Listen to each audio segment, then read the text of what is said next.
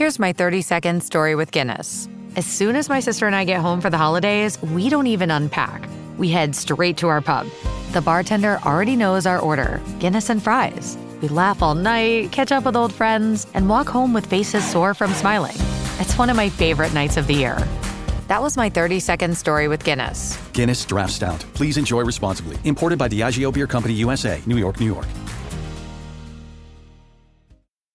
Thursday Night Football is on, and it's only on Prime Video. Wide open, touchdown. This week, the Dallas Cowboys and Detroit Lions face off in a high-octane clash. Look at this, it's on the money. Coverage begins at 7 p.m. Eastern with football's best party. TNF Tonight, presented by Verizon. Not a Prime member? Not a problem. Simply sign up for a 30-day free trial. It's the Cowboys and Lions, Thursday at 7 p.m. Eastern, only on Prime Video. Restrictions apply. See Amazon.com/Amazon Prime for details.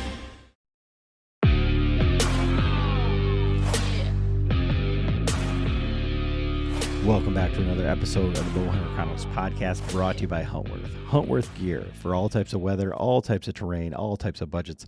It's clothing that just works. Check them out at huntworthgear.com.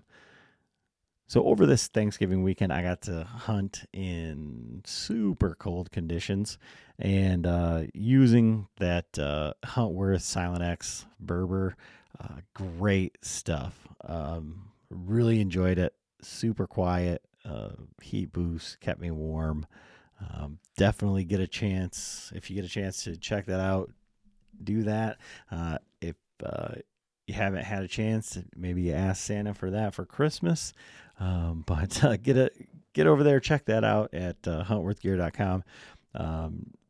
Go over, check out the sales at latitude.com. And that Method 3, I mean, I just don't think that there's a better two-panel saddle out there right now. Padding in all the right places, and it just fits super comfortably. Great product. And I'm a convert, single-panel guy, and that one has got me touting the two-panel, and is just a great product. So, and if you get a chance, as we're getting into show season and everything like that, definitely get in one, or get out to your dealers, sit in one, check it out. It's definitely worth taking a test drive in. But yeah, so we were up the UP for the Thanksgiving weekend doing our annual hunt. Did not come home with any deer. My nieces actually killed a couple of deer, as did my brother, so that was pretty cool. Usually we're the ones that are shooting deer, so it was nice for them to see some deer, shoot some deer, bring something home. It's always great to spend time with family. But this podcast, Nate Roosevelt, he got to spend some time with Aaron Blicey. He filmed him in Iowa for 9 days, and filming. We talked on the last podcast with Joe Davis, brought him back to kind of talk about, that journey. I think that's probably one of the hottest topics out there on all of these, saddle hunter forums, Facebook, any of these mobile hunter things. Like, I want to sell film. I'm getting a camera. I want to upgrade. What camera should I get?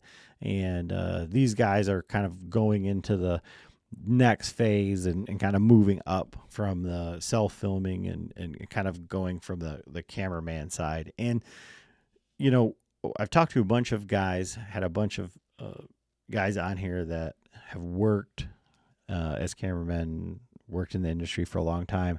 And sometimes it's difficult for them to relate to the guy who's just starting out.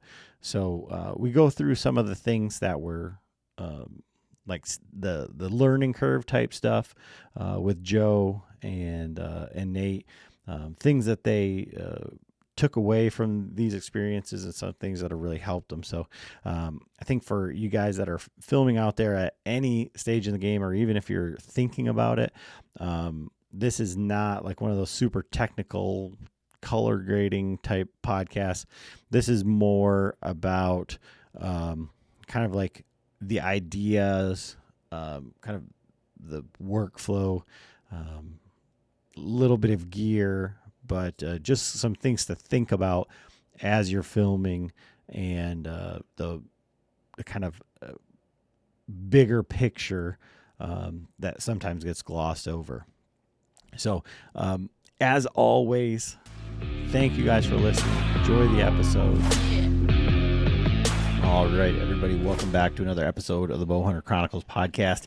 And today, I'm going to hit on a topic that I feel like when I was going through the gear stuff, Cameron and I talked about like going through and like finding a system that works for you. And through doing that, it's like you just go and you find something else. And I think at that time when we were doing that, it was like, well, maybe if I try this, maybe if I try this, maybe if I try that. And I feel like one of the biggest questions that comes up kind of like in that same space, and maybe the next iteration of that is, well, now I want to try and film my hunts. And, you can't go through any of these hunting forums without something saying like, oh, I want to film my hunt. Oh, I want to start filming. Oh, I got a group of guys and we're all going to do this and we're going to start filming. What camera should we get? I've got a GoPro. I've got this. And, so obviously we've done that with like our Rome project here. And I've got Nate Roosevelt and Joe Davis on here.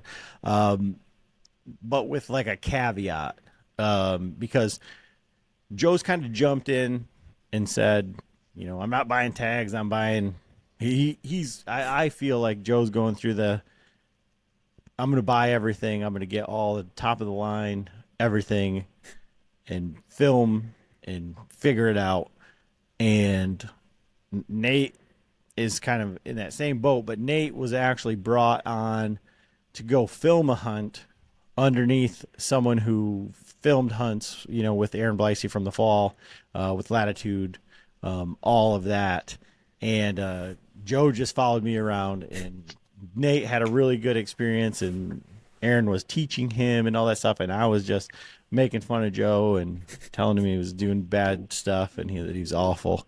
So we're going to go through some of that experiences and kind of like what they've learned through that process from like the beginning. Cause I feel like that's one thing that, it's really difficult. So I've done a couple of these podcasts before, like with Caleb Copeland, and, I've done one with Aaron about filming. And I think the underlying thing is like to tell a story.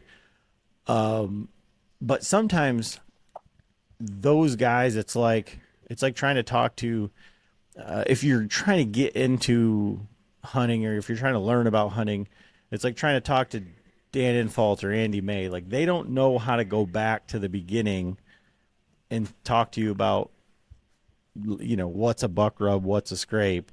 It's just a whole different level. And I feel like Nate and Joe are kind of a little bit past that brand new, still learning, and figuring it out. So Joe, how long have you been filming your own hunts? Like when did you film your first hunt? I don't know, with the GoPro. I don't know, 13 years ago. I think a GoPro 3 or whatever I had. I don't even think they're waterproof back Yeah, the then one you had to when buy I had the mine. case Yeah, for. Yeah, you had to buy the waterproof case. So, I mean, but like, like stuff like that, has to be, I don't know. I would say like 6 years ago, like is when I got like a big boy camera, I would call that. It was a Rebel T6 or T3, I think.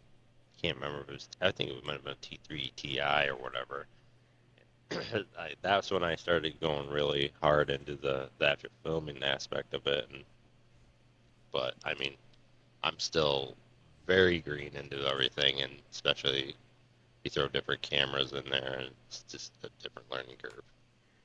And so what on that learning curve has been the most difficult for you, or what do you think is the biggest hurdle? Like with the professional cameras and all that, I think like just like, I don't know, man. There's just so many features like that can really like mess you up.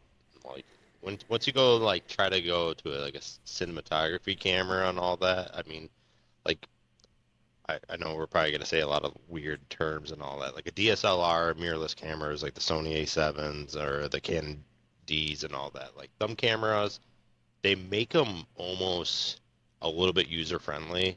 There's like a lot of like preset settings, and then you can just flux some stuff and all that.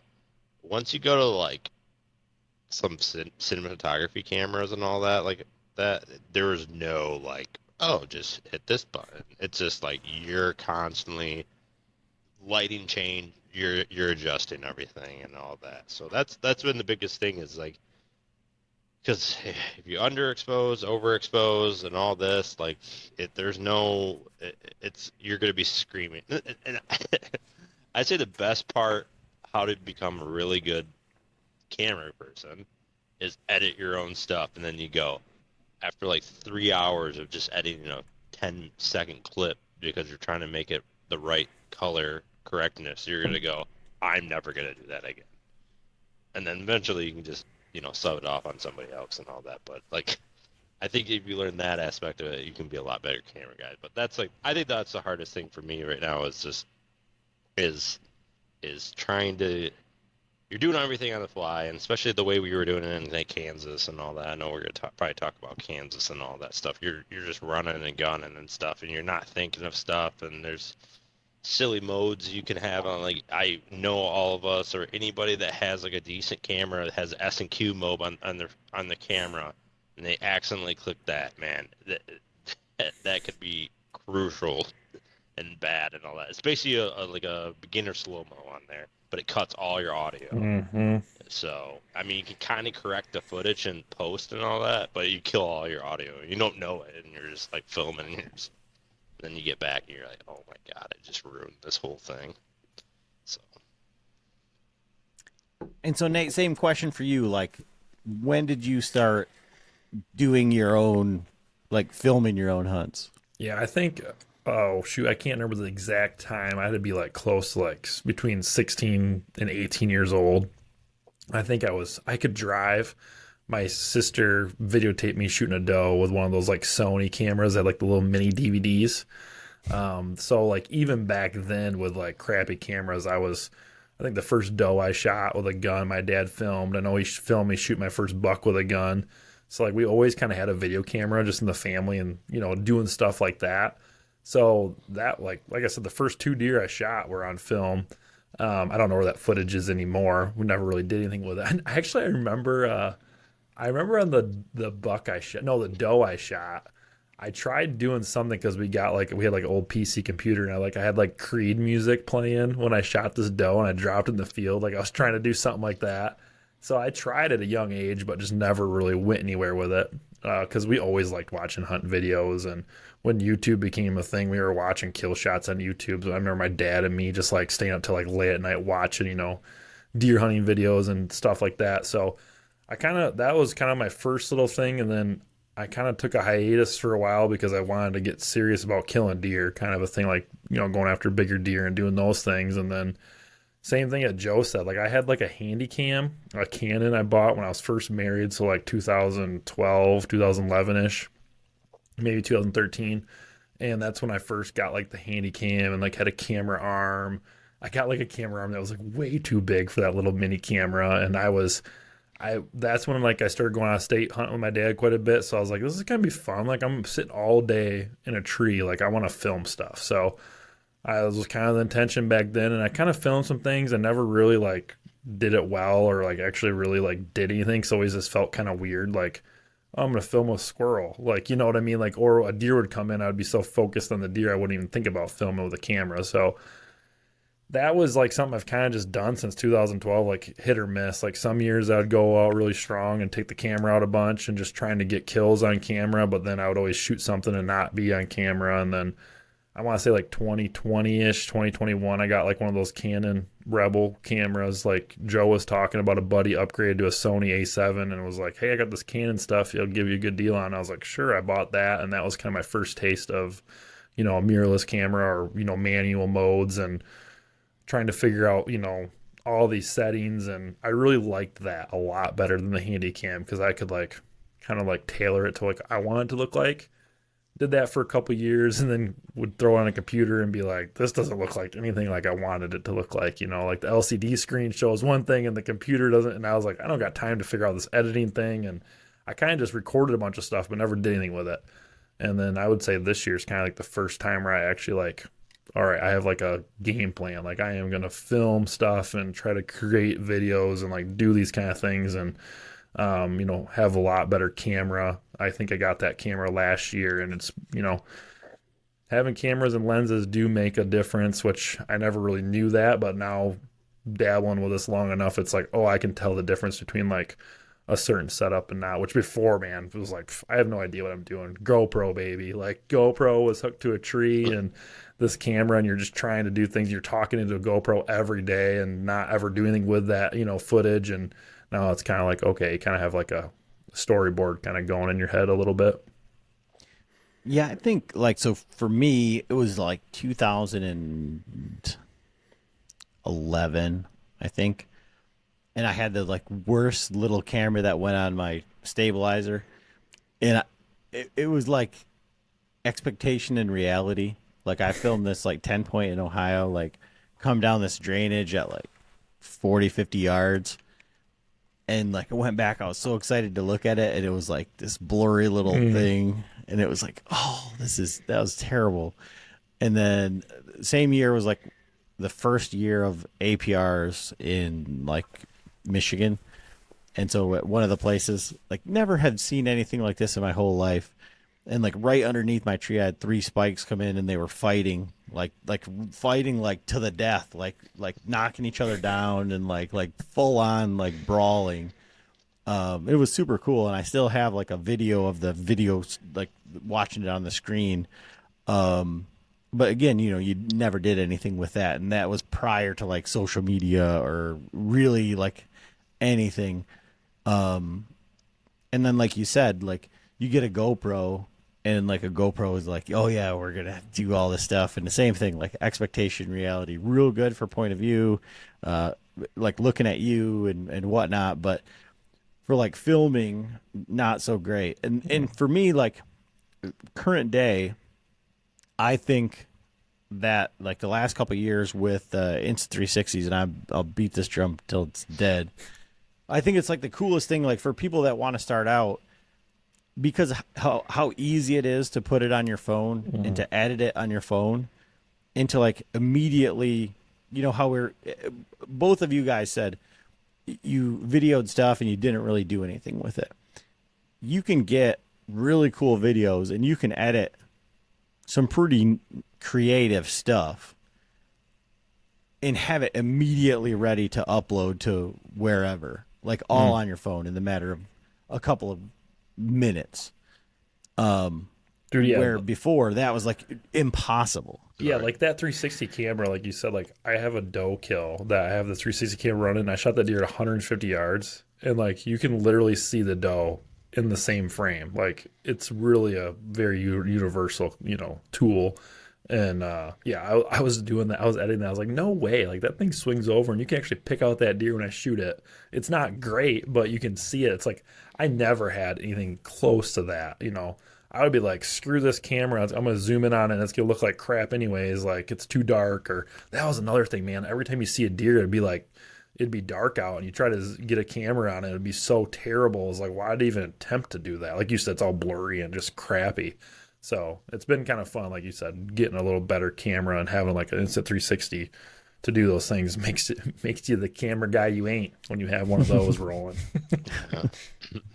And Joe, like I said the Insta360 and Joe just chuckles. Like I feel like Joe hates the fact that I love the Insta360. But... No, it's not. The camera's good. I love the aspect of it. Like I love it, like, because it's just like such a fail-safe, and like. And we still failed in Kansas. Oh, I know. But I'm just saying, like, it's like a thing. It's like you click that, you can kind of forget about it and all that, you got other things, Candy Cam, GoPro, and all this. You got to make sure it's like, I mean, look at the painted arrow, like your phone, or you know, GoPro on your hand. This I was guilty of it every time. Like, I have that thing on my bow, and it make the shot. You got the shot. Guess what that bow's doing right after that shot, dude? Moving. I don't care. It's just dropping. You just lose that shot. You know, you don't get the deer running off and all that. I mean, Insta 360 will give you a little tail of that or whatever. So it's a good, you know, thing. But you know, and it's like a great content content creator tool. You know what I mean? Like I said, like okay as Hunter, them guys are him, Eric is just killing it with all that. I mean, like, I think 70% of his content is that off the Insta 360 right now and all that. So it's, I mean, and it's doing good. So like, I mean, what are they, like probably $300 for like a X4 or X3 or X4 right now? You have the X5, right? Mm-hmm. So like $500 for one of them. I mean, that's a great. I mean, not super crazy expensive, but like, dude, like, if you want to start creating content, it's perfect. I mean, I got more money in probably batteries than that. So, I mean, well, and for me, like, what I say about it is like, everybody wants to, like, what do I start with? Like, I'm going to get these GoPros. Like, you can do everything that a GoPro can do, the Insta 360 will do, but it's like, it is that fail safe. And you can, like Nate was saying, like with his doe kill, you can get that aspect of the doe and the shot and that perspective, but you can spin it around and get you shooting, and then you can get B-roll, and you can get everything from that exact same clip. And you know, if you're creative enough, you can do a lot of stuff with that same stuff. But this isn't only about that. I have this is not that intention. So before long, you're gonna have a link. Hey, follow me at this link, and you get a 360 cam. Link? Come on, Adam. Yeah. But that's always my answer when people say, like, they want to do, like, what do I do first? That's one of my favorites, though. Like, when I'm hunting forums, like, what do I need to self-film? Like, there's no answer, dude. You always have to ask them, like, what do you want? Yeah. Like, what do you want? You want whitetail adrenaline? You want grit style stuff? Guess what? Empty your bank account, because that's what it's going to cost almost. Yeah. Or everybody has a cell phone. If you have a pretty decent one, you create a great story. All you need is a mount, basically, a camera arm that has a camera mount or a phone mount on there, or you know, pick up like 3 or 4 GoPros. I mean, you can probably get GoPro 10s for like $100 a pop. So, I mean, it's just what you want and what's your budget. I mean, I don't think there's a set answer, and I've told people, like, what I mean, like, I can go $10,000, and you look at that and you go, what? No, and like that, like, it would be nothing to spend $10,000 on a camera now. It's crazy. And then I could be like, look at this guy's story. This is a great story. Yeah, he did that with an iPhone 14. You know what I mean? So. Yeah, if your goal is to just, like, I think kind of like my goal was when I first started, was like just get kill shots. Like, I want to see if I, you know, did I hit the deer where I think I hit it, or, you know, you watch all these other guys that, like, how important it is to, like, have just footage of an arrow hitting a deer or a gunshot in case something goes bad. Like, when do I track? So that was kind of like how I used to think. Like, I just got to get this thing on film. And then, like, now, if that was my goal, I 100% would be using a cell phone with, like, one of those nice little cell phone, like, you know, camera arms, because, gosh, self-filming, I freaking hate the camera arm. Like, that is the bane of my existence, is one of those things. So now there's a lot of really good options. So, I mean, if you just want to go out there and have a hunt where you can maybe do a little stuff on social media, or just bring it back home to the family and say, hey, look at me pulling back and shooting this deer, and I got Luminoc hitting it or whatever. Like, man, a cell phone and a 360, like, that's really all you need. And you can be super effective with that. Yeah, that would be my recommendation. Now, when you get to the other level of stuff, like, that's when it's like Pandora's box is, like, opened. It's like, oh my gosh, like, It gets overwhelming really, really, really quick.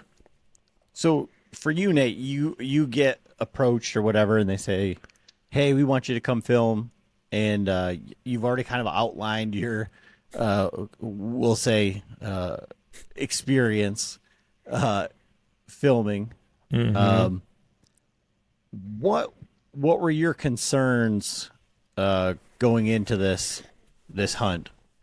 Yeah, so like my biggest concern was like one of the things that Aaron, because I went with Aaron Blyce, from the fall and doing the grit stuff for Latitudes, his main thing was, do you have experience running a camera in manual mode? And I was like, yes.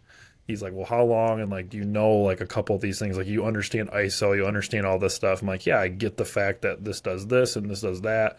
He's like, perfect. That's all I need you to know is how to do some of these settings and understand what they do. And so like for me, it wasn't necessarily like I wasn't afraid that I was gonna like do that part of it right, because I knew I have this camera and I just show it to him and he can be like, bah, bah, bah, bah, bah, this is what I want it to look like, and I can mimic that throughout the day or throughout that. So I wasn't really too concerned with camera settings or anything like that, because he's a pro, man. Like, he's been doing this stuff he's been producing shows since 2012. So like he knows how to run a camera. So like that took a lot of pressure off of me. And then like my number one concern was like, what am I filming? Like, how am I going to, like, you see all these really cool in between B-roll clips and like they're putting the story together and they're filling in with this and that. And I was a little like, do I just literally have this camera running nonstop? Like, that doesn't, I don't know if I'm going to be like, have the eye, I guess, for what you want. That was what I was a little concerned with. And I wasn't worried about like, being able to be a hunter, like a second guy in a tree. Like, I'm super comfortable, like, going in new places and whatever we got to do. Like, that was the hunting aspect was not an issue. It was just like, we got to make sure it's in focus. I got to make sure the record's going, and I got to make sure I get all these other clips that you need to like produce that story. And that was probably some of my biggest concerns, was like, can I actually get what's needed to, create a story? And then when you get out there, like, what, so you're essentially, when you say he's been producing shows since 2012, basically we all said, 2012 is when we picked up a Handycam or a GoPro Yes. or whatever. So he's working on TV, and we're, unboxing our first GoPro 3. We didn't even know what ISO is back then. Like, you know what I mean? Like, I didn't know any of that stuff. So, what like were you able to learn, or what were the main things that you were taught in that like short period of time, like that like resonated with you as like the major things? I think like one thing I realized by being, I filmed for 9 days. So like it was a good amount of time, like day in, day out kind of a thing. And what I was able to like, my comfort level with the camera is like substantially more now, just from having a camera in my hands in the woods for 9 days. Like, I'm like forced to like get to know it. When you're self-filming or when you're doing, stuff yourself, like that camera could sit on that, camera arm for, hours. Well, nothing's going on. Well, I'm just a camera guy. So like, I'm like, oh, look at over there. Take some pictures, or, oh, look at that over there. I can like record. Like, it was nice to be able to focus on like just that aspect of the hunt, opposed to where's the deer? Like, I got to be focused on killing something. Like, so that was nice. And in that, I was able to like real world, like ask questions. So like, hey, this is what this is looking like. Like, what do I need to do setting wise? And having someone like Aaron, who's like, you want your white balance to be here.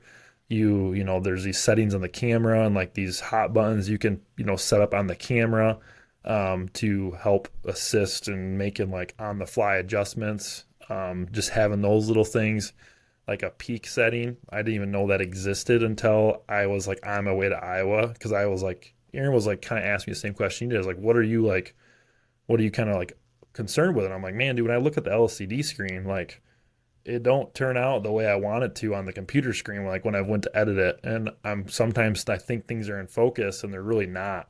So he's like, set this peak setting up, which kind of highlights where the focus area is. And then also the camera he had me using had an eyepiece, which my camera that I use, my own camera, does not have an eyepiece. So I was like, what is this? And I looked through the eyepiece and I'm like, okay, it all made sense really, really quick. So just knowing some of the settings to go in, some of these like locations for these buttons just to make it seamless as a camera guy was really nice. And then from the story aspect and like filming and doing that day in and day out, it's kind of like the story happens. So I think we can all relate to when we're with buddies and we're talking, or even if we recorded this podcast, if we started talking before we hit the record button, there'd be absolute gold that we would say. And it happens all the time. Or you hit you stop the recording, you talk for 20 minutes after, and it's like, oh my gosh, that was gold. We wish we would be recording that. And that was kind of like understanding that, like, hey, we wake up in the morning, there's going to be something's going to be said, something we could maybe some banter back and forth. Like, it doesn't take nothing just to have that record button going during that time. And just that little bit of me doing that, I feel like we caught some like really good funny humor, or, we foreshadowed something without realizing it was going to come to be, which before was like, I'm only hitting that record button when I see a deer, like, or, if I'm with buddies or something, like I'm not going to do any pre-roll. So it was nice to kind of like learn that and understand, and having someone like Aaron is like, hey, click that GoPro button on record while we're driving, or hey, have that camera just rolling. He's like, you don't even need to tell me you're recording, like, because that was my thing. I was like, do you want me to be like, all right, 1, 2, 3, here we go? He's like, no, man, just record, and like just catching stuff without him even knowing a 360 is going, or I'm catching stuff. So that was kind of like understanding that aspect of it was kind of priceless, actually. So in that, and I think maybe I can throw this over to Joe once I get like through this thought, but like that's one thing that I struggle with, and I think maybe guys do too, and kind of like what you said about like that stuff that's like, oh, we should have been recording that or whatever, is I feel like when you're involved, so like when Joe and I were hunting, like I didn't see like Joe's role as like he was just my cameraman. You know what I mean? Like he wasn't just like a guy following me around. Like we were there together. And so then it's like, where is the line between like, I guess like in like the TV world or whatever would be like the fourth wall where you're like talking to the audience or whatever, of like it's just you. Like I guess if it was like if we were talking about like you're watching something with like something on the outdoor channel and they're not talking to the cameraman, they're just talking to the camera. And then that's where it gets weird, because when you're hunting with your friends and it's a camera guy and you're like going back and forth, it's always kind of like a weird thing when you're just always have the camera going, and then it's like, is the camera going on me when I'm talking then to him, or you're just talking behind the camera or whatever. So like, Joe, how did you feel about that? Like when we were in Kansas, and especially like at the Patreon hunt, because the Patreon hunt, there is 100 guys, and everything gets weird when the camera comes out, because it's a different, it changes kind of like the temperature in the room somewhat, would you say? So like, how do you kind of deal with that or feel about that kind of like situation? Yeah, I mean, this is probably one of the things that like, do as I say, and do as I say, not as I do. Yeah, right there. There you go. Like, yeah, like, there's it's just like texting. I gotta fix everything. Yep. Whatever, dude. Yeah,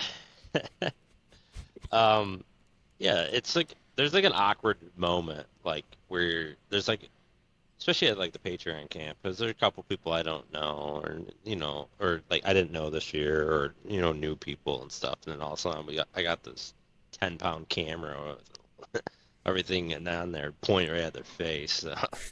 It's you as like a cameraman have to like bridge past that awkwardness. Like, and sometimes it's your responsibility to start the dialogue. You know what I mean? Like, and I know there's a lot of now you look back and like, ah man, like we should have we didn't get that in film. We should have recapped that a little bit or talked about it so we at least have been relevant. Because like if you just go from there and like somebody tells you a story that you filmed it all and then you tell the story in person, the story is way cooler on when you tell it, not show it. They don't know them little details. So it's your responsibility just to kind of get over it. You like just hit the like Nate said, just hit the record button, dude.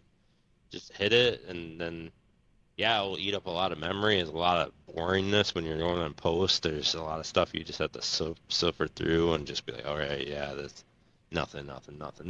But I mean, there's a point where like you're like, oh my God, you filmed so much. I got 2 hours worth of film. I probably sometimes out of that 2 hours I got 2 minutes. You know what I mean? Like it's nothing. Like so it's your job to just keep like getting the conversation going. Sometimes even in like frustration or just like even if you can't picture it, you can't film all the whole thing. Just get an image going or get a story going or get something going and all that. And just I don't know, just hit the record button. Like that's the hardest part is just hitting the record button when even now you know it's gonna be gold. I mean, like I don't know if people probably seen you falling. Like you didn't know I was hitting the record button, but there's like moments where you're just like, all right, I'm gonna hit this. Hopefully it's just a cool shot. If not, it just gets junk. Whatever. Don't be afraid. Hit it. Look at that. He fell. Golden. Save. Baby, let's go. Like, you know what I mean? It's just like, it just, I'm not saying like every moment's you just got to be filming the whole time, but maybe that's why the Insta360 is so good because you can have a lot of data. You just turn that on and put it on your backpack and then you got an aerial view of you, but. Well, that's what I was going to say is like back to that. I mean, it always comes back to the 360, right? But like after we shot that bear, like I just clicked that on and when we were walking back, like you weren't recording and I don't even know if you knew that I was recording, but we were just talking about like how we couldn't believe what happened and like getting that like raw. I mean, you're hilarious on there. When you were like talking about how you couldn't keep it together, like when the bear came in, I was like, I felt like I kept it together pretty good. And you're like, I didn't. No, that was not. I was just hitting the button. Go back to that camera guy thing. Like, if I had a film for like, I love Bill Winke, like Midwest Whitetail, right? But like when he's talking, it's just him. Like on that, I would not like to be his camera guy. But like going into a Grit Style or a Whitetail Adrenaline or these other guys, like even Aaron, like when he did stuff with the Kiefer brothers, right? Like they had a camera pointed back at the camera guy, and you got a lot of that back and forth. That makes it much easier because you can get that story, you get that feel, do those kind of things, and like that's when like the hunting logic comes out or the oh my gosh, dude, we've been here all day, like. Oh, hey, surprise, we didn't see anything. Or, like you get a little bit more of that like stuff or that content. So like me as a camera guy filming that way fits me like very well. I made that a lot easier than just like this pretend nobody off to the side. And then like also a lot of that, like Joe's saying, like you're around people who maybe aren't, used to the camera. Like Aaron is no different with the record button rolling or with the record button off. Like he does not act any different.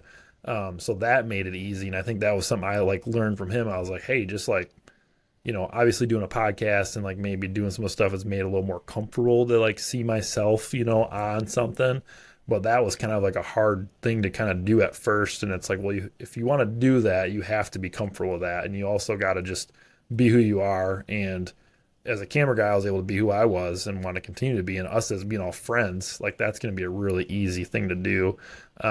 Just be ourselves. And I would like absolutely have died to see footage of Joe trugging his camera to go find Jake when he found his buck. Like hearing Jake talk about that in the last podcast, like Joe's like going through all this thick stuff, carrying this giant camera, just lumbering through. Like that'd been sick to see. And like, I don't know if he had the record button going on that or not, but those are like little things I think we'll just continue to learn and do and, you know, help add to the dynamic of, you know, us as filmers. Yeah, he had the smaller camera on that, but like that he was did okay. that.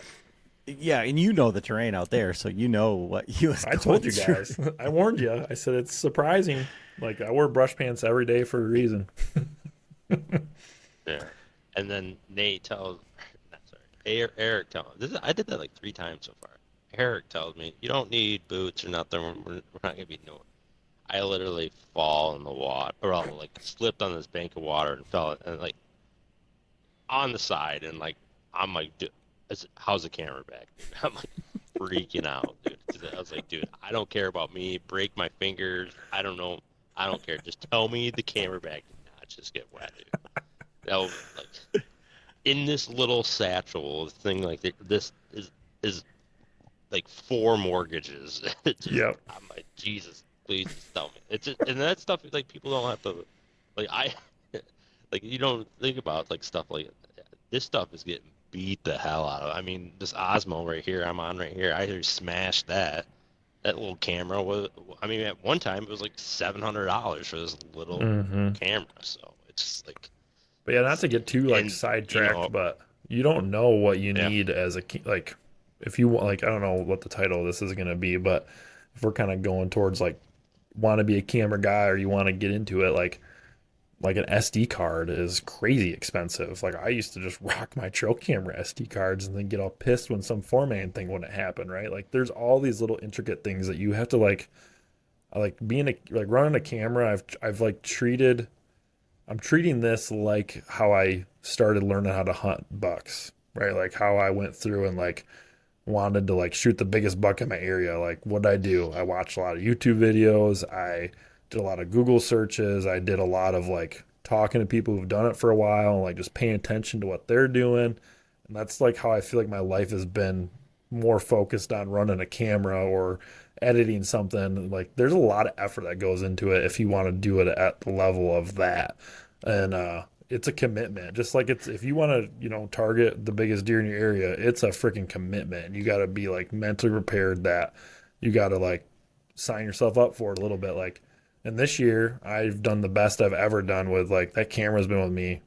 Like when it wasn't stranded in Omaha, when my truck was there, but that camera has been with me, and like that's a big deal. Like carrying that thing in there every time and doing those things, like it's really it's hard to impress upon like that effort until you've done it. And I was mentally weak for many years. Like I would leave that thing at the house for long stretches, and you know that's when I'd kill, and I'd be like, I killed because I didn't have that camera. It's like no, I just got lazy and didn't want to bring it.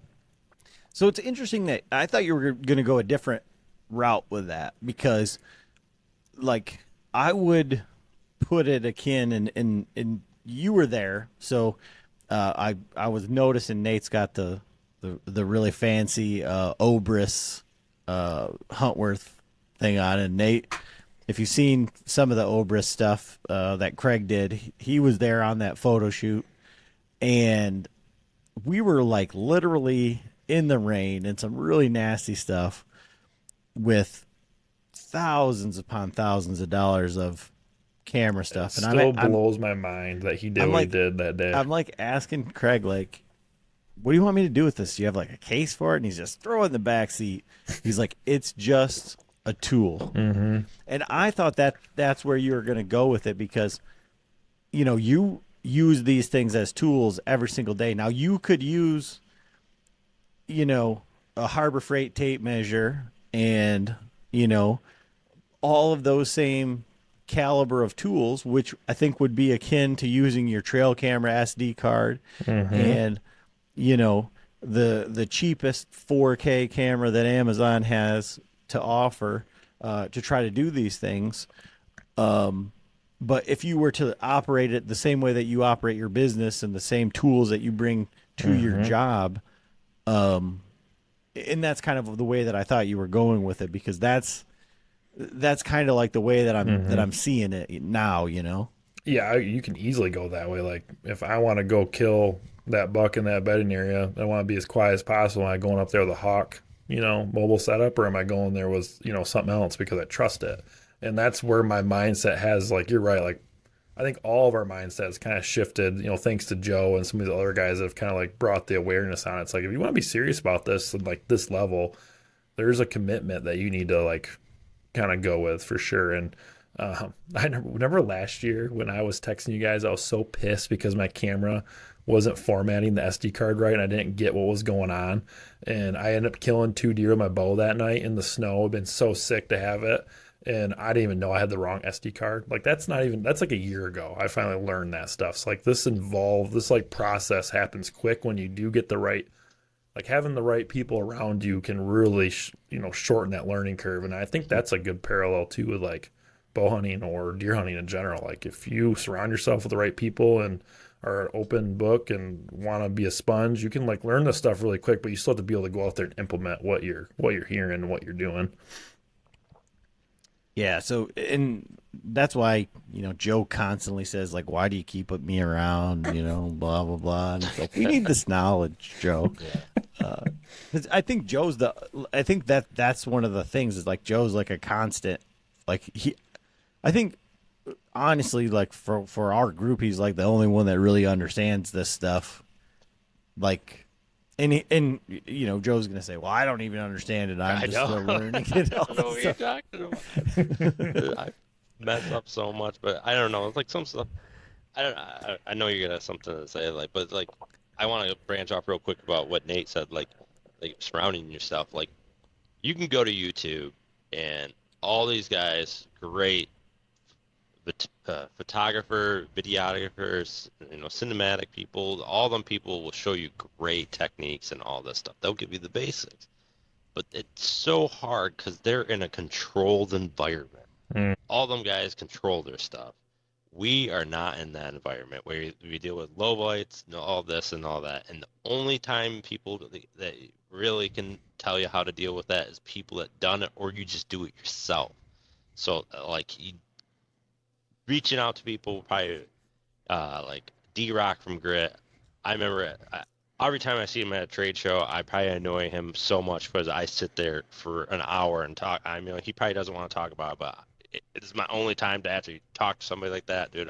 I'll use every second I can to just learn from him because he's doing it. I mean, I love all those people on YouTube and all that, but they're not out in the field at 5 minutes before shooting light, and you're clicking everything to make a camera be light enough and all that, and it's just some of the things you kind of have to do, or by trial or know somebody that do that. So yeah, and so for you, Joe, like being like going through this year and trying to focus more on filming other people, you're still, I mean, I think you've hunted like 5 times or something.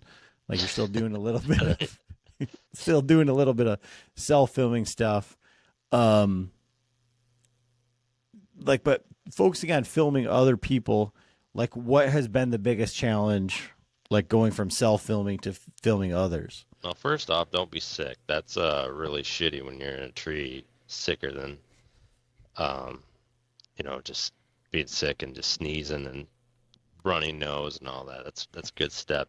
Not to blow somebody else. That's like one of my self-conscious fears. Like if I blow my own hunt up, whatever, that's whatever, dude. I got that coming. But if I mess it up for another person, I'll feel so bad. You know what I mean? I didn't get on film, whatever. But if I did some movement, and that deer picked me out of the work because I was just trying to get on film, that's where it would be messed up. But like the biggest, I like getting in trees with other people, and like I know we were in Kansas and we were like hunting, and like there's stuff I like but you didn't like, and I'm like, well, it's not my hunt, so I gotta shut up, you know what I mean, and stuff. And like I like this one, but you want to go over here, let's go over there then. It's just like sometimes you gotta just know your lane and just remember.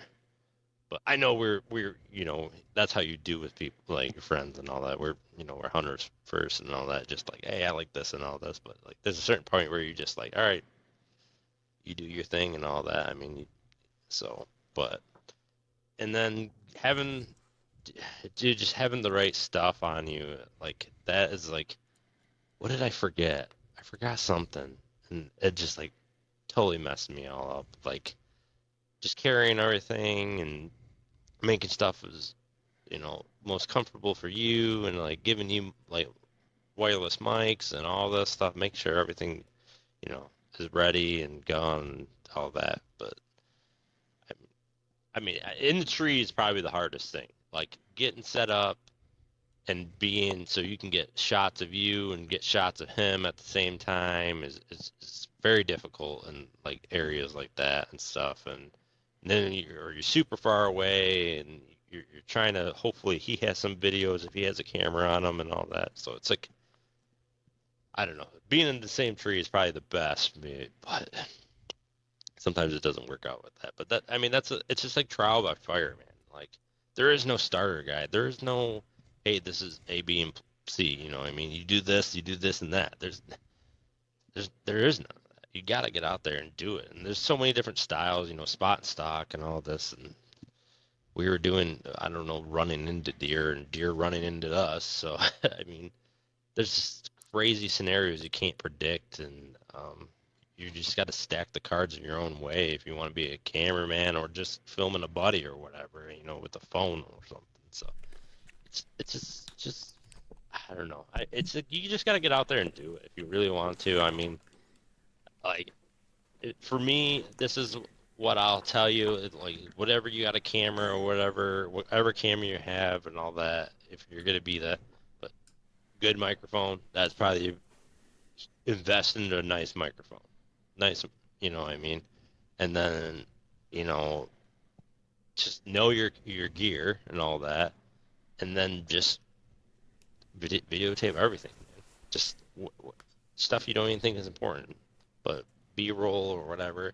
And there's no such thing as plagiarism anymore, I don't think. I think everybody's done something. So, like, if you like a style, just study that style. Just like I like this style. They're doing their shots like this. Like I want my camera shots like this and that. Just go, okay, that's cool how you did the camera, put it right here, you know what I mean? Just like, there's just little things you can do to, like B-roll can just spice up a film so nice and all that. It's just really, you gotta get it. You go out there, you shoot the biggest buck, 180-inch buck, bam, you shoot it. All you got was a shot and all that, and you want to tell a 15-minute story about that, well, you're going to have to recreate everything because you just took no B-roll, so that's just, I don't know. It's just like, you got to find what you want from it and then just go from there. And I think the best is just watching other people and not totally blatantly steal their ideal, but like just the way that they have stuff, and like, I really like this stuff. Like, okay, then go out and film that style. Like, but So Nate, Joe was talking about good audio and good microphones and stuff, and you were telling me in some of the stuff that you had picked up along the way, pretty interesting way, the way that Aaron had the cameras set up and how you guys were doing the setups in the tree for the cameras, microphones, and everything. So how was that? Like, what was the setup in the tree? Yeah, so like having the me with the main camera that I just had a neck strap, and that was me just ripping, like, no camera arm or anything like that, and I had like a Rode mic on top of that, and then we each had a wireless mic on. Aaron had one, I had one, and then he had the receiver on a POV camera, which was his Canon. Like, it was a really nice POV camera. So he had another camera he had angled down on him, and that was like the recording that had all of our audio. So every time something happened, or if we saw a deer, he instantly turned that camera on, and that got our audio. And then obviously I had audio with my Rode mic if anything else came on, or we had 4 cameras going. We had 2 360s, and I had the Sony camera, and he had his Canon. So we had a lot of stuff going on to catch that. But the importance of the wireless mic, which those ended up actually failing and stopped working on like day 3. I don't know if they got too cold or what happened, but they just totally crapped out. So like I don't know what he's gonna do with. I know his camera can still pick up some audio, but of course, when the opportunity came to, take a shot at deer, we didn't have that like awesome back and forth, wireless mic thing. But having that and like learning that if something was going to happen, or like if something had just happened, he recapped it with good audio, like the wireless mic audio. So, for example, like we got set up in the morning, and before shooting light, we had had some deer come in on us, and one of them was like we think it was a big 8, like a deer he's got history with. And so like as soon as it got light enough and he did his interview, we had like a back and forth about like that encounter, and he can overlay that however he chooses to, when he edits it. Another point in time, we had a buck that we were not sure what deer it was, but we had this deer just come blazing through, chasing a doe, and like there was no way for me to get any sort of footage or anything like that. But Aaron had he's seen the doe, and he turned his camera on, and I had my camera obviously on, but I couldn't get on it. But he had that ripping on him. But there's the audio of me and him talking about, oh my gosh, there's a doe running, something must be chasing it.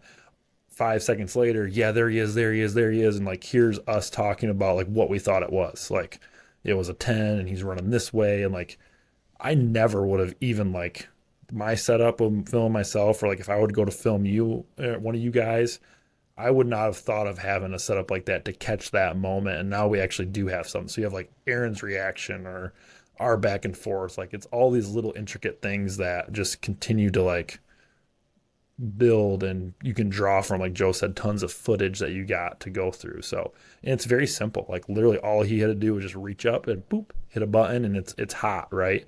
And that was, like I said, another big learning thing was like just having cameras set up in a way that's like streamlined and like efficient, and doing all those things really makes a big difference.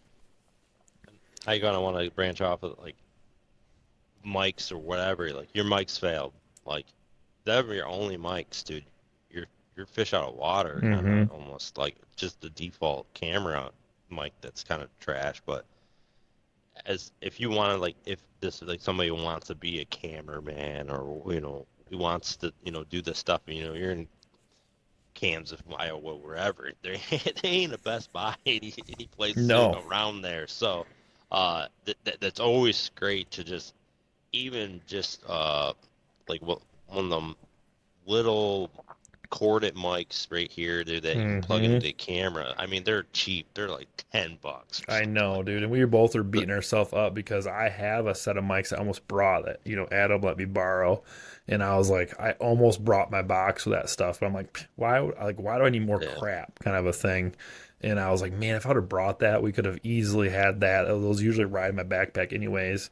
And Aaron had said the same thing. He's like, dude, I could have just brought like a backup plug-in one, and like even if it was a separate Rode, right, like mic to mount on top of it. So like it's, no one's gonna be perfect. Like that was one thing I did realize too. Like, okay, like Aaron's a pro, and like he even like technology in the woods is not like a guaranteed thing. So even though he had some really good stuff, and he's like, I want to upgrade to like this style mic next. And I was like, hey, that's the style I kind of want. So like, it was nice to hear stuff like that. But yeah, it's, if you can have 2 of everything when you're going on a 10-day hunt or something in the rain, and I mean, dude, we got rained on, we got snowed on. I mean, it's like it's not good elements for, I mean, good cameras can handle it. Like Adam was saying earlier, like I cannot get over how Craig was filming and taking pictures with that setup he had. And he's like, oh yeah, I do this all the time. It's fine. That's why I spend the money on it. I'm like, man, that's my approach with tools in my day-to-day job. So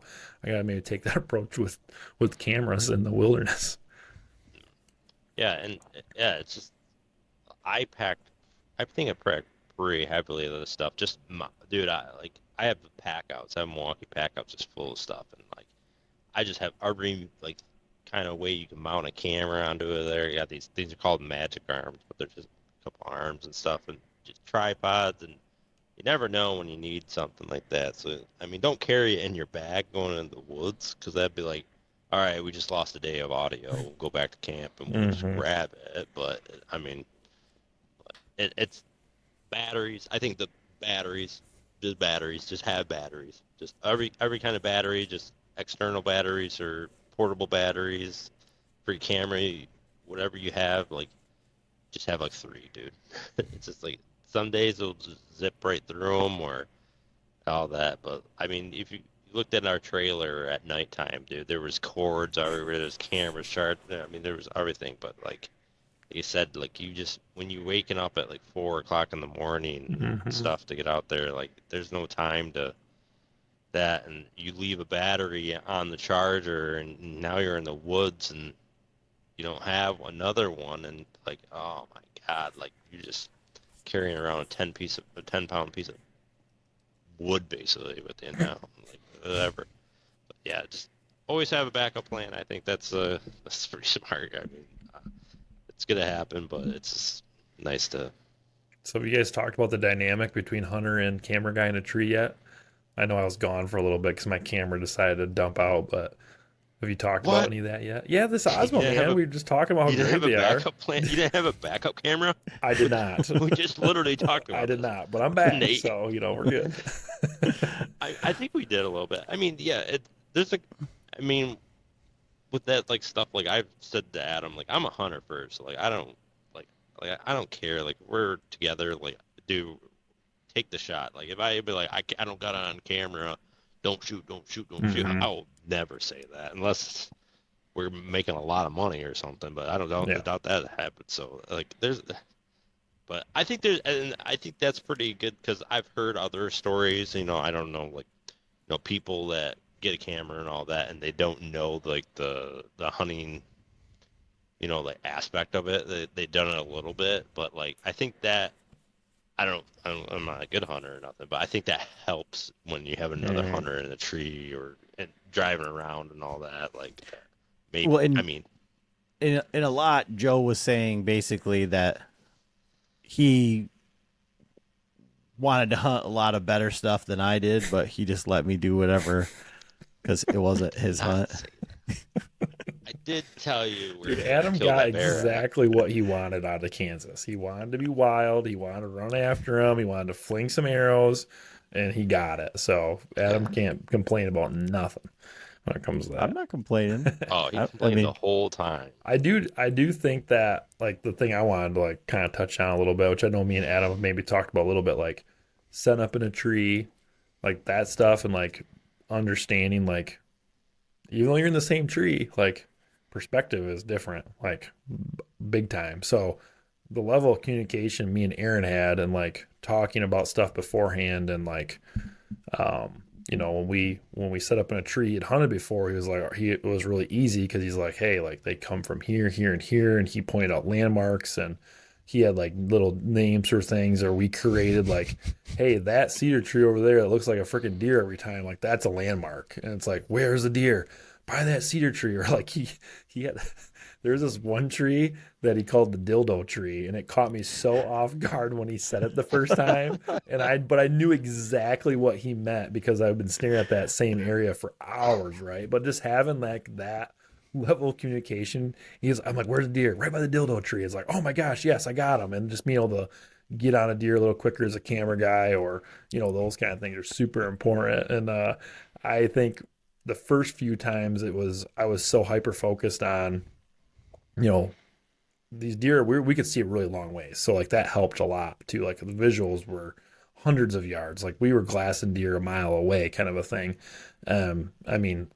I think a lot of times before any deer that worked by us, we would see them at 300-400 yards before they came by us, kind of a thing. So I was like hyper focused on getting the binos up and like locating deer and saying, yes, that's a shooter, no, it's not. Then the camera would come out because, trying to help with decisions. And I ended up talking to Aaron a little bit about it. And he's like, He's like, no, dude, like you can do this with a camera and get a little extra zoom so you actually can see what's going on. And sure enough, I could freaking see dang near as good with that camera as I could with my binos, which I didn't even know was possible. And so just little things like that helped a lot. But setting up in a tree, like we set up in some cedars, we set up in some just like a couple of sets were pretty janky, like setup, but having that like communication helped a lot. And we had deer come like 10 feet from us, kind of a thing. And like we were able to get footage and do all that stuff. But that's a dynamic I didn't really have much experience with, like hunting with someone like that, other than like, you know, you share a gun blind with someone, or you are like back when I was a kid, we'd have a double ladder stand. My sister filmed me shooting a deer. Like that was about my only experience with, you know, filming. And then that little bit I did with Adam and Troy this year was pretty much it. But just I know a lot more now after year one, going into year two, with just like learning setups and having that kind of like, hey, we need to set up this way. And you gotta have one guy focused on killing the deer and the other guy filming. And if you need to switch bows with someone, you just switch bows with someone to shoot someone. I know that too after this year. Well, I mean, I feel like that's like pro level stuff, and I think that conversation between you and I stemmed from like Joe and I had no preset communication.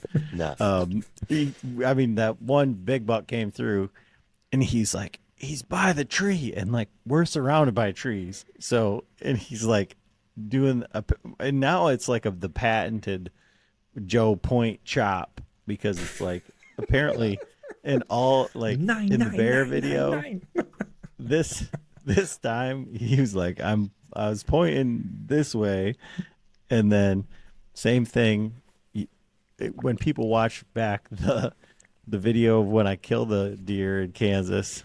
He's like, I can the camera's shaking. I can see Joe's doing the point, and he's right there.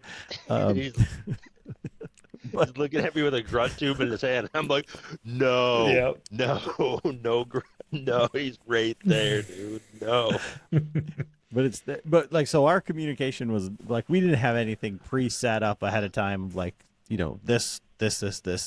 And you know, when you said like the tree setups, like the one tree that Joe and I set up in was the nastiest tree that I've ever set up in ever. Well, I guess that's not true, because when I forgot my saddle and I was just hanging by the lineman's belt, standing on the branches with Eric, that was pretty sketchy. But I did have a platform, but it didn't set up good for the platform. So Hope these belt loops hold. Yeah. No. I ran it through like a belt. Oh, gotcha. So you're still I girth hitched my body and girth hitched the tree with the carabiner. So gotcha. I wasn't going doing. anywhere. No, I wasn't going. You ain't slipping past your belly in that setup. No, and I wasn't trusting my belt loops. God, That's no. what I thought you said. I was like, yeah, you hooked to the belt loops. I'm like, okay, dude, whatever. Like, No. I said I hooked my lineman's belt. gotcha. Gotcha. No, but you know, we didn't have that communication, and like I said, I feel like that's like pro level stuff, because you know, it was just all willy nilly, and like again, like when you and Troy set up in the tree, and then when you and I set up in the tree, I mean, we said, okay, I think the deer are going to come from here or here, but we didn't say like, okay, this, look over here, this is this tree, like, and it's funny because like, I just think of like fields of fire for like even like duck hunting, you know, like you shoot to this side, you shoot to here. I mean, you do all of that stuff. Deer drives, same thing. Like, you know, pheasant hunting, any of that sort of stuff. Like, this is where you're shooting. But like for that stuff, it never even crossed my mind. Yeah. Like I did it perfect with Troy. Like that was like, wow, that was like a genius. Like I looked like, and that was just pure luck, you know? And then me and you is like, they should come from here, and then they didn't, and I could have shot that doe 100 times, and you don't even see it, kind of a thing. And it's tough. That's like a whole nother layer of filming. You know, I think I've did a lot better this year with self-filming, was like just understanding how to set myself up for success with self-filming. And that's a whole nother like can of worms, kind of. I don't know if we want to get into it, but just that's why I failed at miserably for years, was not really making that a priority. Like the priority was just to kill a deer. I wasn't even like really like, all right, I'm going to be able to film here, and I'm going to be able to film here, and that's when I take my shot. And I kind of learned that through like watching some of Jared Mills stuff. Like that dude is just an animal with self-filming. I'm like, how is this dude doing this? And you watch a lot of his stuff and he talks about it a little bit, and it's like, okay, that's kind of the mindset you got to have. And yeah, I implemented that a little bit this year, and it definitely has helped. And then one thing that we didn't touch on, and I feel like, I know that I'm trying to do better. I'm not doing it like in real time, but I'm like, I did it last night. I went back through and like emptied some SD cards, but like for your 9-day hunt and like whatever, and like even you, Joe, like for the Kansas stuff, like what are you guys doing for organization for these files? Because I've got 50 SD cards, and also I don't trust anything.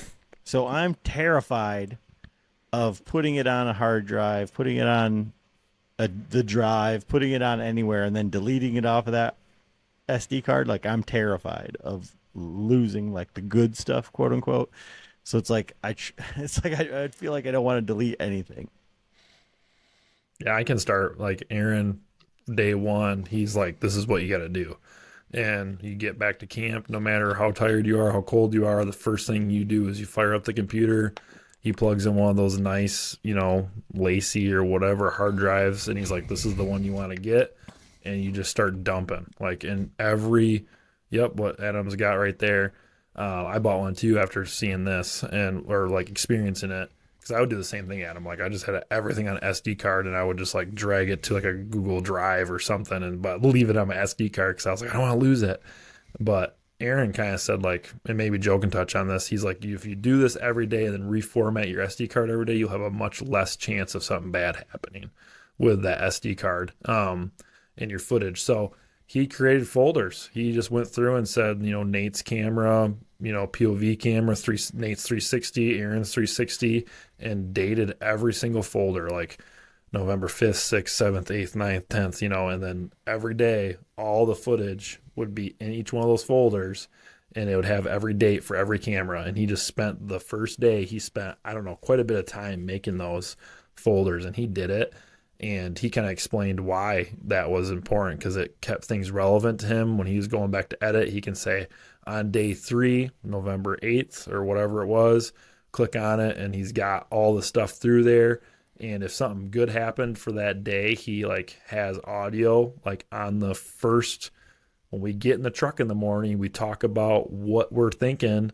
And then we get in the truck at the end of the day, we have a little GoPro footage of what happened. So he can just go right to that and be like, boom, on day 6, X, Y, and Z happened with Nate and Aaron. And then he can go back through and find all that footage. So we always did really good recap videos and what we were thinking. And then anytime something happened, you could highlight it essentially to help go through the footage. So that was like super eye-opening. Like I didn't realize you pulled stuff off every day and did that. But then I started doing that when I came back home. Oh gosh, it's so nice to know that I have a fresh SD card. Anything I record, I can just pull on the computer and like have it organized in a folder. And the little bit of editing I've done since I've been back, it's like that was so much nicer than just having like a folder with everything in it from October 1st to now, and just trying to like remember what day is what. It's like, what day did I shoot that deer? And I get to go through like 100 videos and files and find it. So just being that little bit more organized is like a game changer kind of for at least me and my ADD brain a little bit of trying to find all that stuff. Yeah, I was really guilty of not being organized. Like this year, it's like with everybody sending me stuff and having more cameras and a lot more stuff, and I got organized. I got a big, I can't remember, it was like 28, 30 terabyte home hard drive, and then I just now have some portable ones I'll dump in the field and stuff, and then I go home and put it in there. But yeah, like having a folder like Kansas, and then I'll just do Sony.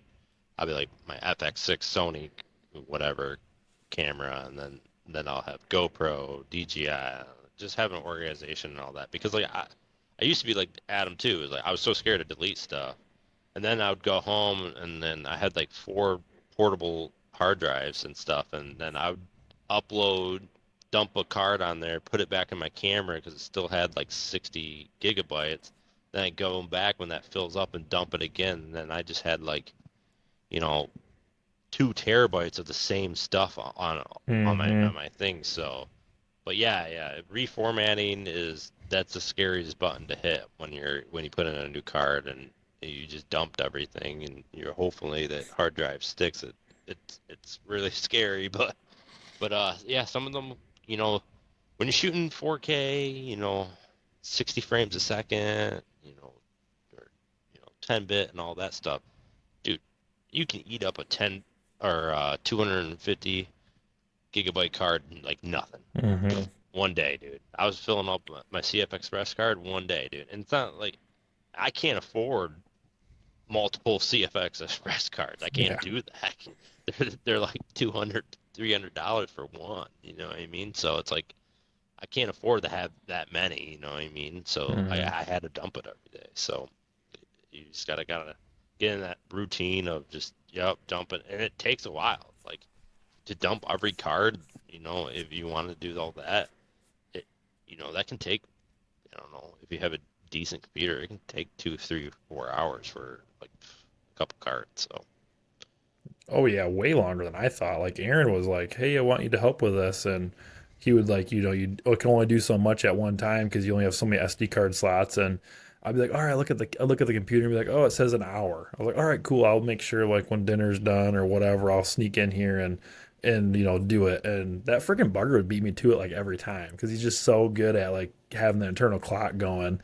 And yeah, it is a commitment. And as a camera guy, like if you're gonna be responsible for the stuff, there's more to it than just like wake up in the morning, go to bed at night. It's like you gotta have everything ready. You gotta have all this stuff set up. You gotta have all your batteries charged. You gotta make sure all your settings are good on the camera.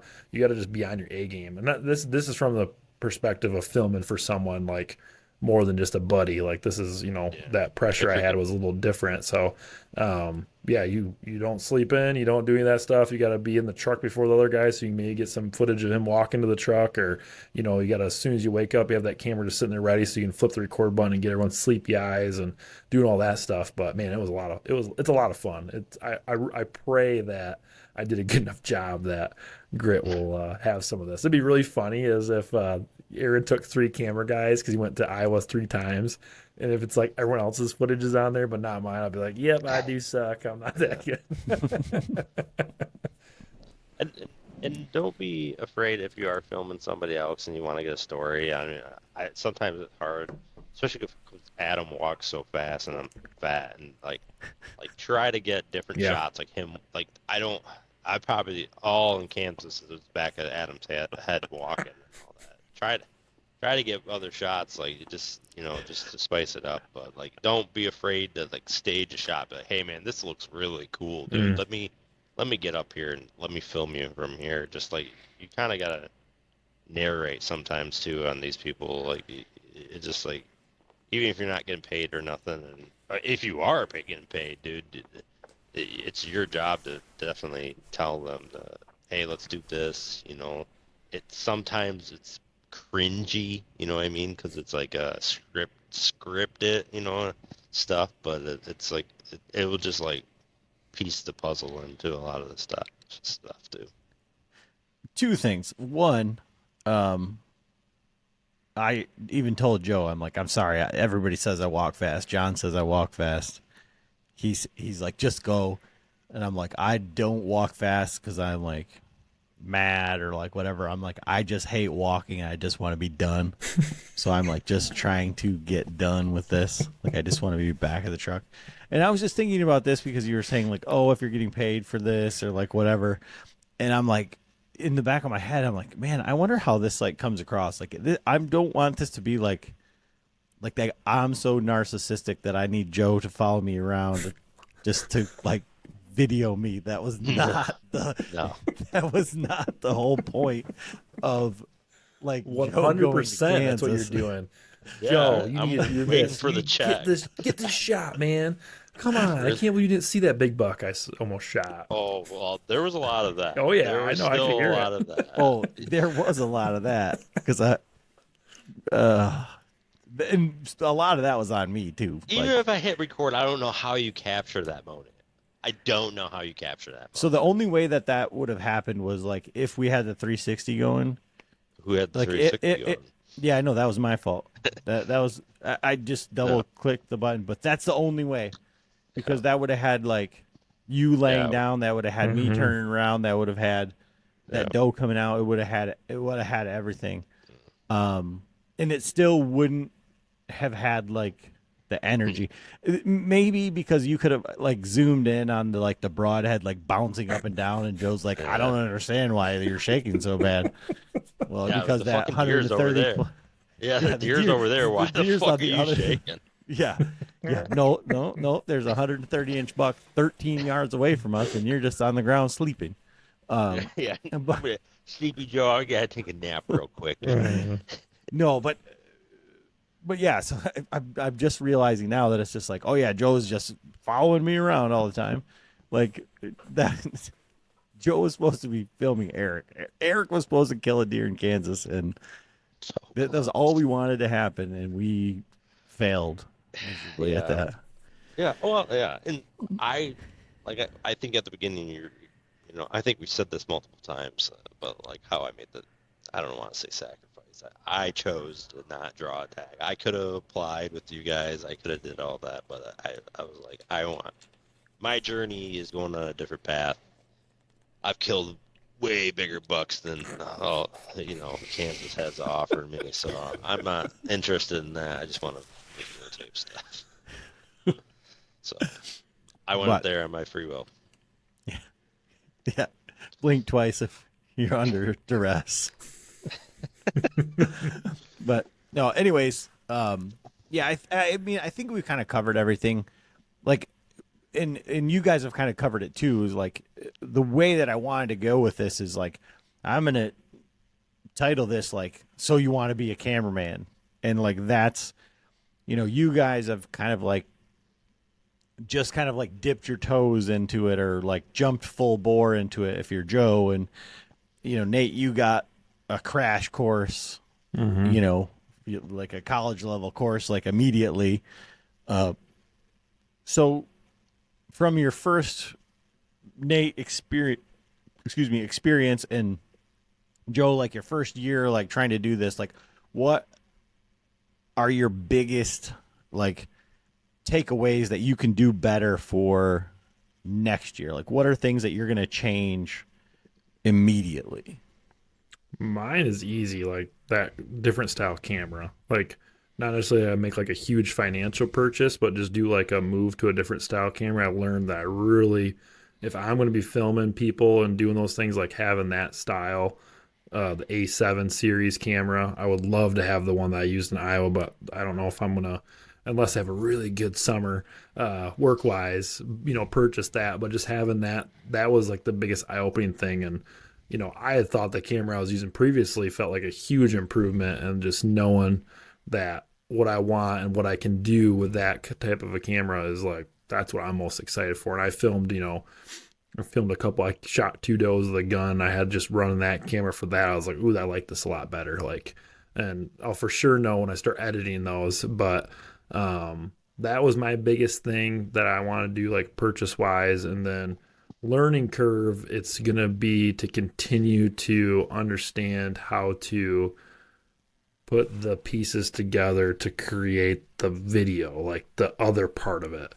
And I don't really know if there's any way to like shorten that learning curve other than just doing it more and creating those, storylines, or, having that like idea rolling in my head going into the season. Like I kind of failed miserably on that with my buck I shot in October. Like I had a lot going on without having truck and blah, blah, blah, excuse. I didn't have any cameras. I could have done something with a cell phone or done something maybe to kind of like build on that story. And then sure enough, my second hunt, I do one interview, and then the next thing is this buck coming in and I shoot him. It's like, well, cool. I have like nothing to like lead into this. I failed. Like but I didn't really know that until I started like filming that. And then that kind of led me to film more stuff as the year went on. And then even like my second buck I shot, like I kind of took a little different approach to that because I have a lot of like summer stuff and I have like shot does on there and I had gun seasons. So like already I knew I had a lot of stuff that I could piece together if I did shoot some of my gun there. But it's like just making sure like my brain is still thinking about that. Like sometimes you just get kind of tunnel vision on like trying to hunt, and I gotta still have that creative stuff kind of going. And morning hunts are hard for that. Like for me, like I've always been like my camera, like the lighting sucks in the morning. Like why am I film? I can't film enough in the morning. Well, that's wrong. Like I've learned now that with certain equipment you can get some decent footage through a light or through the truck light or anything like that. And going forward, that's something I'm going to do a little better because I happened to kill both my bucks this year in the morning. So there wasn't like this like cool like walk-in video or like, oh, here's the afternoon hunt. It's like first like hour, 30 minutes into light, boom, I get my opportunity. So well, there's some things I really want to work towards for next year. I think, like some of my biggest like things I learned, and that is that like it's just like the story. It's not the equipment. I have like crazy good equipment, and I see people with like half the equipment making way better, quality stuff. So it's like I need to focus more on just the storytelling. That's what I really learned is that it's not always the equipment. You can have the nicest, greatest stuff, and it can, really, almost put a crutch on you when you have stuff that makes it too complicated and stuff. So if you can just like keep it simple, I mean, there's some really nice. I had the camera I had bought before is still a really great camera. And I don't use it as much because I have that big one, and I just need to go, learn, the more on that one. But man, for next year, what I want to do next year, wow, I don't know, man. There's so much. I really want to focus more, I think, documentary style stuff, more interview stuff and all that. How we did our interviews at the beginning, like I really failed on that. I want to start doing more stuff like that, more in-person stuff, maybe a little bit like more product reviewy kind of stuff, more like controlled environment stuff like that. Like I know that it's not as like the like I feel like I really like, or I really want to learn how to do that aspect of it. That's because I don't think I know that side of it, and I don't feel like people just said you just walk into a basement and I got this backpack, I'm going to do a review, or I'm going to go outside and we're going to do this backpack review with 50-mile-per-hour winds, and that's probably not the greatest thing to do. So like stuff like that, I think I want to really, and that's like almost like selfishly like for me, just like to learn that style. I think that's what I really want to, that. So, but if I wrapping this up real quick, Yeah. So like if I could, like I said, microphones earlier, ND filters. Learn about ND filters if you're going to be out in the sun and all that. That will be variable ND filters if you got the lens that can take it. Even the Osmos, even the GoPros, all of them. Even put it on your cell phone. Get an ND filter. It's going to be a game changer. It will definitely help you highlight. So. And then I got a bunch of those in a backpack behind me that I don't know what they're for. Yeah. If you have a camera that has a lens, you can get a clear ND filter or just a filter.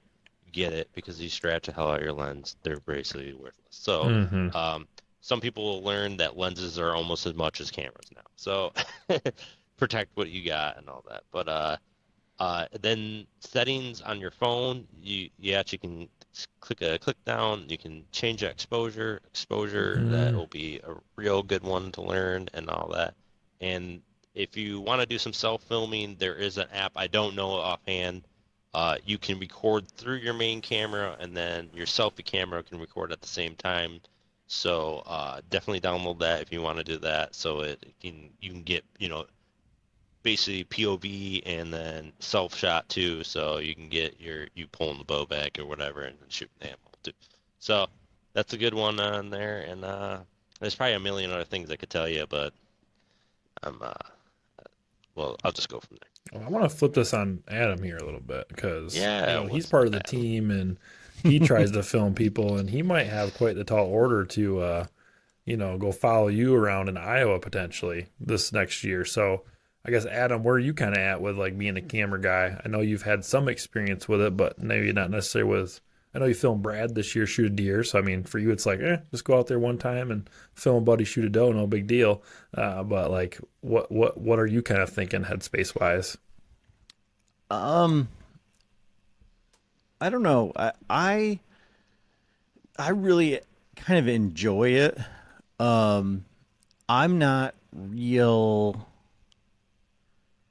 I guess I haven't been in a lot of situations where there's been like a ton of deer around. Like with Brad, that was really super cool because there was deer like everywhere. So, we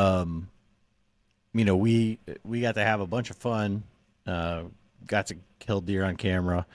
I've done, this year kind of same as you. Like every hunt has been filmed. I filmed a lot of deer this year, probably more deer than I've ever filmed in my life. And multiple different cameras this year. Lots of different changing settings to change using remotes, wired remotes, wireless remotes, different microphones, messing around with different stuff. And like, so I'm just like all of this stuff that you guys are talking about and things that I've done like throughout the year, like with Brad and I, like we did use the wireless microphones. With Eric and I think we did use the wireless microphones maybe. When I filmed him the one day in Kansas, I followed him around. And like, I enjoy like the storytelling aspect of it. And I've done enough editing that I can look at something like through the viewfinder and be like, this is going to be really cool to put here. And I think that that's why I like the Insta360 so much, especially coupled with like actual footage, because it gives a fuller, like a greater picture. Like it gives you like that drone style footage, that that overhead shot, that and that's more like from self-filming aspect, but it gives like another dimension to what's going on other than just like what's out in front of you. All at the same time. So I think it makes like it more dynamic. So like I'm excited about like that aspect of it. So like I said, I just don't have the opportunity. And like, so I've said, Nate, let me know, like I'll go film you. And he's like, oh, I'm just going to kill all these bucks so I don't have to, Of course, have anybody film me. I get it. And so like same thing with Jake. Like I'm like, but Jake and I have talked about it a bunch, and like our schedules just don't line up. Correct. So it just doesn't really work out. But I'm trying, like actively trying to like get better at it. And so, and it'll be fun because then Joe will get to yell at me, and I'll tell him like, I wouldn't hunt here, but it's your hunt. Your hunt. Oh, I love it. That's good. Well, so I don't know. Yeah. I mean, that's just the way that I feel about it. Like, and I kind of like the editing aspect of it. Like, I don't know that I don't understand like the fancy parts about it, but like telling the story, like I like that part of it. Yeah. I think that's I think you're gonna do fine. Like if you go when you go with Joe or what, like if me and you went, like essentially what me and you did once this year, like that was so seamless. It did not feel like a struggle at all, which I think is a good thing. And I think that's why we've been dabbling with this stuff long enough that we're in this point now. We're comfortable as hunters. We're comfortable as like using the equipment that we do have. We're not pros with it, but we are comfortable enough to get something on the record. makes it, that's step number one. And I think that's where we're kind of are on. So I'm like looking forward to like getting better every year, every season. You know, my rabbit hunt's coming up. Like we're going to do some of that stuff. And I think that's going to be really cool. I took the dogs at one time and was looking back at the footage I took while I was with Henry. And I'm like, gosh, this is a billion times better than anything I've filmed ever before this. Just like having the eye for it a little bit. So that's all super exciting. And, you know, some of Adam's sick edits, I'll shamelessly plug Rome Syndicate right now. Go check out the YouTube channel. You can see some of Adam's sick editing skills on there. Yeah. Well, leaves something to be desired, but yeah, go check it out. And like I said, I appreciate you guys coming on here and talking about like this, because you know it is like a little bit of like vulnerability too, because it's saying like, you know, some of the things that we need to work on. But you know, again, thanks guys, I appreciate it.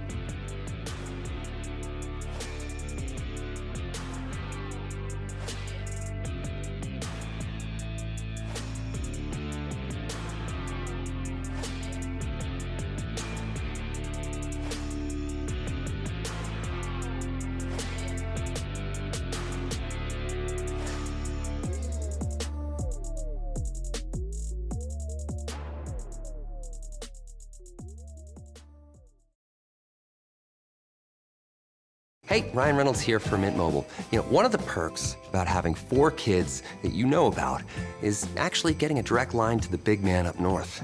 And this year, he wants you to know the best gift that you can give someone is the gift of Mint Mobile's unlimited wireless for $15 a month. Now, you don't even need to wrap it. Give it a try at mintmobile.com/switch. Upfront payment of $45 for 3-month plan equivalent to $15 per month required. New customer offer for first 3 months only. Speed slow after 35 gigabytes if network's busy. Taxes and fees extra. See mintmobile.com. This is the Hunt Stand Podcast. I'm your host, Will Cooper. Each week, we bring you real hunting stories, proven strategies, and dive into the topics hunters care about most. From chasing your first whitetail to planning a western elk hunt, we cover the conversations that matter to every hunter out there. Tune in, subscribe, and join the hunt, only on the Hunt Stand Podcast.